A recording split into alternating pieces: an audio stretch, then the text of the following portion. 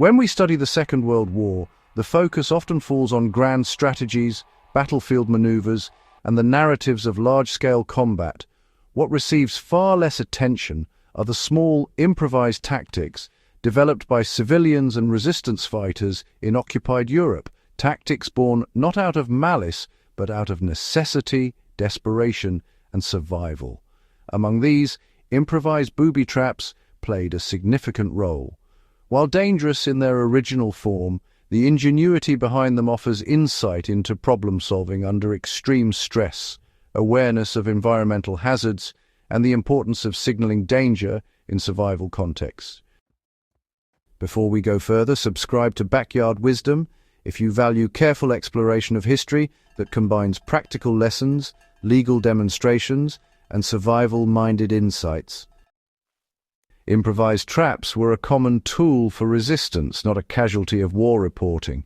Accounts from occupied France, the Netherlands, and Norway reveal that resistance movements routinely employed improvised devices to slow enemy movement, secure perimeters, or protect key locations. Unlike conventional weapons, these devices were often made from scavenged materials, scraps of metal, glass, nails, or repurposed containers, and required minimal specialized knowledge. Their primary goal was deterrence, to signal danger and delay, not to harm indiscriminately. Historians often overlook these measures because their effects were subtle, leaving few records beyond brief mentions in diaries, reports, or military correspondence. The risk of overlooking environmental and human factors was real. These improvised devices were not only tactical, but practical responses to the constraints of occupation. Soldiers, local collaborators, or occupying forces could move quickly and unpredictably. Resistance fighters, often underarmed and outnumbered, needed solutions that leveraged environmental knowledge. Narrow stairwells, doors, garden paths, and hidden access points. The design of these traps reflected careful consideration of human behavior and, the need to minimize exposure to oneself. When improperly executed, they could backfire, injuring the user or innocent civilians, a lesson that really underscores the responsibility inherent in survival innovation. Improvised traps required understanding materials, mechanics, and timing. Whether it was a simple tripwire connected to a bell, a weighted object released by a trigger, or a hidden obstacle designed to create a loud warning, effective improvised devices required knowledge of basic mechanics. Resistance fighters learned to exploit leverage, tension, and gravity to produce predictable outcomes. Some devices were intended to signal only, creating noise or minor obstruction without causing harm. Others were more sophisticated, designed to collapse doors or block entry. What unites these methods is an understanding of cause and effect. A small action in the right context could yield a disproportionate effect, demonstrating the critical role of observation and planning in constrained environments. Legal demonstrations allow us to study these innovations safely today.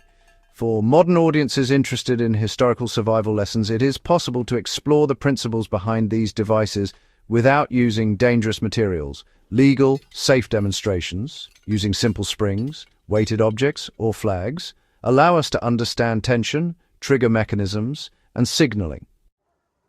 By stripping away explosives or sharp implements, observers can, really appreciate the logic, creativity, and adaptability involved, and draw lessons that are actually applicable to emergency preparedness, personal safety, or problem-solving in, constrained environments. This approach preserves the educational value while respecting safety and legal standards.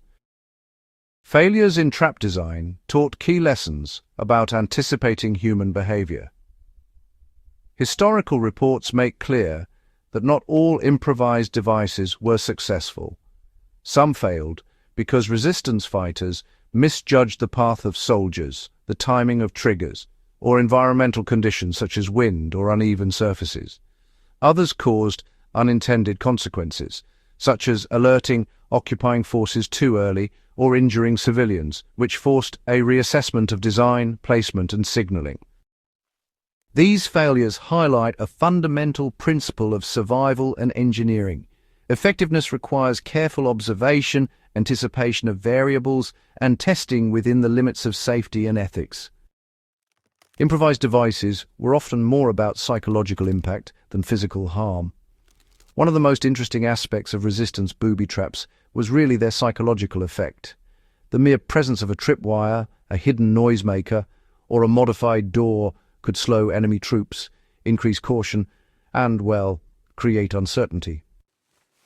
This allowed resistance groups to buy time, coordinate escapes, or signal to allies without direct engagement. In many ways, the ingenuity lay in the ability to manipulate perception, demonstrating that survival and operational effectiveness depend as much on understanding human psychology as on physical materials or tools. The principles behind improvised devices influence modern survival thinking. The lessons of these improvised traps extend beyond wartime occupation. Today, survivalists, emergency planners, and preparedness enthusiasts study similar principles: how to signal danger, alert others, or create obstacles in a controlled, legal manner. The key elements, awareness of environment, predictable mechanical responses, and attention to human behavior, remain highly relevant. By examining historical examples, we gain insight into how simple tools and ingenuity can enhance safety, awareness, and preparedness under constrained conditions. Everyday ingenuity reveals the human dimension of survival in war. What makes these improvised booby traps compelling is not the devices themselves, but the context in which they emerged. They illustrate how ordinary people, civilians, partisans, and resistance fighters, leveraged knowledge, observation, and creativity to survive and protect their communities. These innovations remind us that warfare is shaped not only by generals and armies, but by the decisions, improvisations, and courage of individuals navigating highly constrained environments. Studying these techniques deepens our appreciation for human resourcefulness under pressure. Lessons from occupied Europe, remain valuable for us today. Modern safety and survival training can actually draw some important lessons from these historical devices. Controlled demonstrations, for instance, teach mechanical reasoning, cause and effect thinking, and, environmental awareness.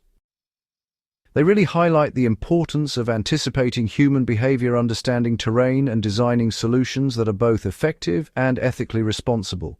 Even in non-combat situations like disaster preparedness or personal safety, these principles provide a solid foundation for problem-solving, emphasizing that honestly, ingenuity under constraint remains a timeless skill. Understanding these historical devices, I think, enriches our appreciation of resistance movements. Improvised devices also offer insight into the broader social and political context of occupied Europe. They reveal how civilians and partisans resisted oppression using available resources, demonstrating ingenuity, courage, and strategic thinking in some truly extreme conditions. By studying these devices, we gain a nuanced understanding of survival, adaptation, and resistance that goes beyond conventional military history. This perspective, really illuminates the human dimension of conflict and emphasizes the importance of small-scale ingenuity in shaping historical outcomes. Closing thoughts on why these stories matter. History is enriched when we examine the overlooked practical solutions that allowed people to endure extreme conditions. Improvised booby traps from occupied Europe provide a window into the daily challenges of survival, the use of ingenuity under pressure, and, the ethical responsibility inherent in improvisation. Understanding these stories allows us to appreciate not just the grand strategies of war, but the ingenuity, observation, and resourcefulness that shape the lived experience of individuals. If you value careful, thoughtful historical analysis and want to explore practical lessons drawn from wartime survival, subscribe to Backyard Wisdom. Share this video with anyone interested in learning how ingenuity, ethics, and resourcefulness intersected in occupied Europe.